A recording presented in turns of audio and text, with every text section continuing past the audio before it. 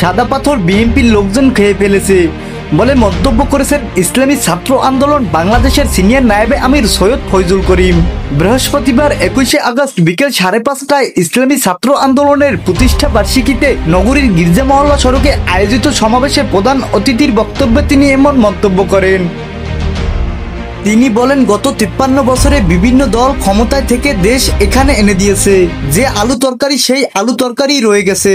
বিএনপির লোকজন একে অন্যকে পিটিয়ে মারছে, তজুমুদ্দিনের স্বামীকে আটকে রেখে স্ত্রীকে ধর্ষণ করেছে, মায়ের সামনে থেকে ছেলেকে এনে হত্যা করেছে, সাদা পাথর বিএনপির লোকজন খেয়ে ফেলেছে।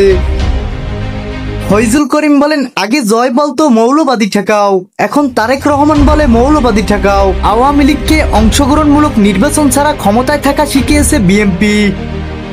তিনি বলেন, জিয়াউর রহমানের আদর্শ বিক্রি করে বিএনপি আর ভোট পাবে না। তার আদর্শ বিক্রি করে বিগত দিনে ক্ষমতায় এসে দুর্নীতিতে 5 বার চ্যাম্পিয়ন হয়েছে। পুনরায় বিএনপি ক্ষমতায় গেলে কি হবে আল্লাহ ভালো জানে। আগামীতে জনগণ দুর্নীতিগ্রস্ত কোনো দলকে ক্ষমতায় আনবে না। বিএনপির ভোট নেই জানিয়ে তিনি বলেন, এই ভোট ছিল এক সময় মুসলিম লীগের। ভোট পরিবর্তনশীল, ভোটাররা কারো কাছে গিয়ে গোলামি করে না, ভোটাররা ভোট দেয় শান্তিতে থাকার জন্য।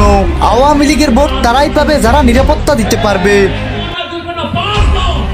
ইসলামী ছাত্র আন্দোলন বরিশাল মহানগরের সভাপতি কাজী মোহাম্মদ রেদাউনের সভাপতিত্বে সমাবেশে উপস্থিত ছিলেন সংগঠনটির জয়েন্ট সেক্রেটারি জেনারেল মোহাম্মদ মিশকাতুল ইসলাম সহ বরিশাল মহানগর জেলা এবং বিভিন্ন উপজেলার নেতৃবৃন্দ।